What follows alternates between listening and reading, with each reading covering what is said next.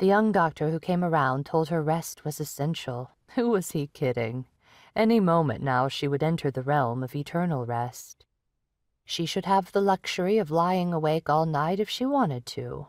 Night was the traveling time, the time of seeing. Eunice, the little one, knelt and lifted one gnarled foot out of the water, ran a scratchy washcloth between the toes, and lowered the foot back into the tub. The same was done to the other foot. Constance observed her feet with dismay. They certainly weren't anything to brag about. They had been once, small and shapely, so pretty in heels, worn out by years of walking back and forth before a blackboard, teaching morons the lessons history had to offer. Years of dull faces, years of dull minds, engineering students needing to fulfill their liberal arts credits, fools who had no idea what to study and who got assigned to her lecture by that toad Harriet in registration. "Miss Maynard's class is too hard for me," whispered more than one curly-haired girl, just there to get a husband and start cranking out imbecile children. The so-called research papers they wrote were scandalous. No matter how many times she went over proper footnoting procedure, their sources, if they were actual sources, went uncited. Her remarks were harsh and often caused tears. The dean scolded her. She could be hard on the men. That was fine. They were serious, hoping for a bright future. The women, well, what could you expect? Constance fumed. And then she was blessed when Angela Lowry signed up for her class. Angela had a first-rate mind and was eager to learn. She'd read everything on the War of the Roses. Her final paper was good enough to be published.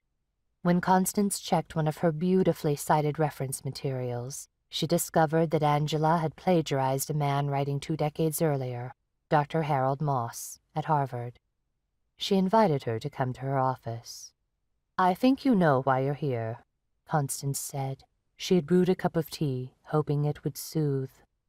"You caught me." Just like that. Angela didn't even blink. What color was her hair? Like the inside of a yam, a pale orange. Her blouse was white with small red buttons and embroidered roses on the collar. She had big hands that looked raw, as if she washed them a lot in harsh soap.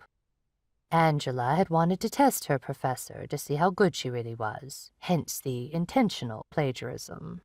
Constance knew that was nonsense. The girl got stuck for time and panicked. Then she tried to talk her way out of it.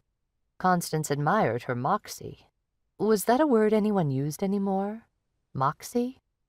They were still fussing with her feet. Sam trimmed her nails. Eunice was talking.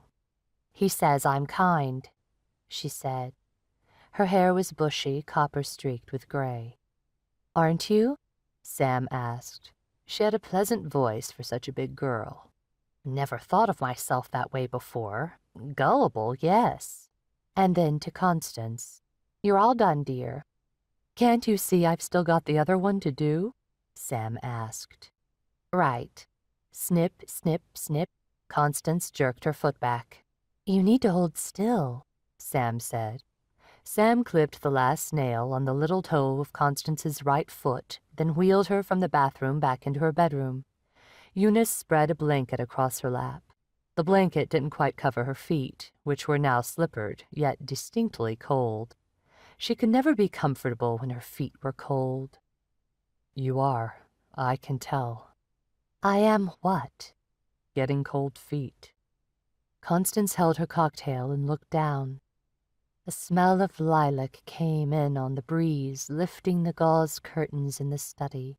Lilac was her favorite flower. They might have made a pretty wedding bouquet. She could feel William watching her. She smoothed one sleeve of her dress with her free hand. She brought the glass to her lips, then lowered it. William, what had she told him on that long-ago afternoon? What reason did she give? Oh, there were too many to count. They rolled through her mind as her gin and tonic warmed in her hand. The breeze was a comfort. Then it died. The curtains stilled, and she found her voice.